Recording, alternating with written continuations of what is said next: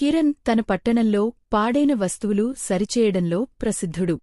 పాత రేడియోలు, చిరిగిన సంచులు, పగిలిన బొమ్మలు కూడా అతని చిన్న పనిముట్ల దుకాణంలో కొత్త జీవం పొందేవి. కొత్తవి కొనడం సులభమని చాలామంది అతన్ని ఎగతాళి చేసేవారు.